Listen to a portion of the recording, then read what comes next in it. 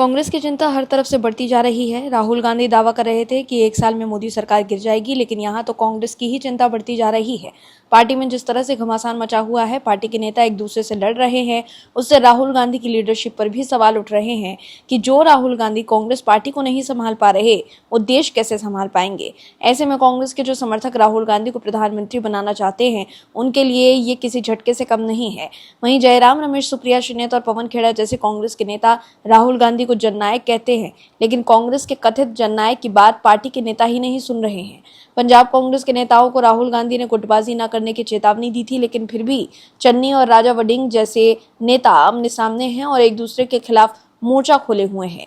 वहीं अब बिहार और कर्नाटक से जो खबर सामने आई है, उससे कांग्रेस पर गंभीर सवाल खड़े हो रहे हैं। क्या है पूरी खबर, बताते हैं आपको इस रिपोर्ट में। दर्शकों, कांग्रेस इन दिनों बिहार और कर्नाटक में अपने 2 फैसलों को लेकर घिरी हुई है, जिन पर पार्टी के अंदर और बाहर दोनों जगह सवाल उठ रहे हैं। बिहार में कांग्रेस के संगठनात्मक ढांचे को मजबूत करने के नाम पर शुरू किए गए सृजन साथी जनसंपर्क कार्यक्रम को लेकर पार्टी के वरिष्ठ नेता ही खुलकर विरोध में उतर आए हैं। दरअसल बिहार प्रदेश कांग्रेस कमेटी ने 11 अप्रैल को सृजन साथी जनसंपर्क कार्यक्रम शुरू किया। प्रदेश अध्यक्ष राजेश राम ने इस संगठन में पारदर्शिता लाने और जमीनी कार्यकर्ताओं को आगे बढ़ाने की पहल बताया, लेकिन विवाद इसकी शर्तों को लेकर शुरू हुआ। आपको बता दें कि इस योजना के तहत संगठन में पद पाने के इच्छुक नेताओं को पहले अपने समर्थकों को सृजन साथी बनाना होगा। हर समर्थक से 50,000 रुपए जमा कर डिजिटल पंजीकरण कराया जाएगा। इसके बाद समर्थकों की संख्या के आधार पर पद के लिए सिफारिश होगी। इसमें 3,000 सृजन साथी जोड़ने पर प्रदेश उपाध्यक्ष, 2,000 पर महासचिव, 1,000 पर सचिव और 200 सदस्यों पर जिला स्तरीय पद मिलेगा। वहीं पार्टी के कई वरिष्ठ नेताओं का आरोप है कि ये व्यवस्था संगठन में मेहनत और वैचारिक प्रतिबद्धता की जगह आर्थिक क्षमता को महत्व देती है। दरअसल इंडियन एक्सप्रेस की रिपोर्ट के मुताबिक एक वरिष्ठ नेता का कहना है कि अगर कोई व्यक्ति करीब 1.5 लाख रुपए खर्च कर 3,000 लोगों का पंजीकरण करा देता है, तो वो प्रदेश उपाध्यक्ष बनने की सिफारिश का पात्र बन जाएगा। ऐसे में वर्षों से पार्टी के लिए काम कर रहे नेताओं का क्या होगा। वहीं कटिहार से कांग्रेस सांसद तारिक अनवर ने भी इस मॉडल का विरोध करते हुए कहा कि ये पार्टी की परंपरा और संविधान के खिलाफ है। उनका आरोप है कि इतनी बड़ी योजना लागू करने से पहले वरिष्ठ नेताओं से कोई राय तक नहीं ली गई। इंडियन एक्सप्रेस ने सूत्रों के हवाले से बताया कि इस विवाद की जानकारी राहुल गांधी और कांग्रेस अध्यक्ष मल्लिकार्जुन खड़गे तक भी पहुंच चुकी है। हालांकि इस मामले को लेकर प्रदेश अध्यक्ष राजेश राम इन आरोपों को सिरे से खारिज करते हैं। उनका कहना है कि ये सदस्यता अभियान नहीं, बल्कि संगठनात्मक सुधार का एक पायलट प्रोजेक्ट है, जिसे अखिल भारतीय कांग्रेस कमेटी की मंजूरी मिल गई है। उनके मुताबिक अब नेताओं को दिल्ली और पटना में लॉबिंग करने की जरूरत नहीं होगी, बल्कि उनका जनाधार डिजिटल तरीके से मापा जाएगा।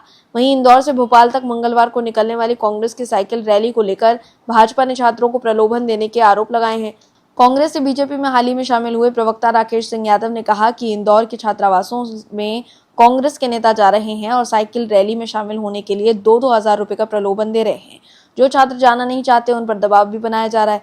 राकेश सिंह यादव ने इस मामले में पुलिस थाने में शिकायत भी की है, जिसमें कहा गया है कि अलग अलग छात्रों की ओर से ऐसी शिकायतें प्राप्त हुई हैं कि कुछ शासकीय और निजी छात्रावासों, साथ ही कोचिंग संस्थानों में विद्यार्थियों से संपर्क कर उन्हें साइकिल रैली में शामिल होने के लिए दबाव बनाया जा रहा है। उन्होंने मांग की कि इन शिकायतों की स्वतंत्र एवं निष्पक्ष जांच कराई जाए, ताकि वास्तविक स्थिति स्पष्ट हो सके।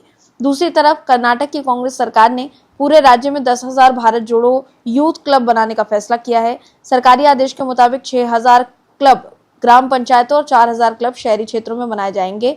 प्रत्येक क्लब पर लगभग 10 लाख रुपए खर्च किए जाएंगे, यानी पूरी योजना पर करीब 1,000 करोड़ रुपए खर्च होने का अनुमान है।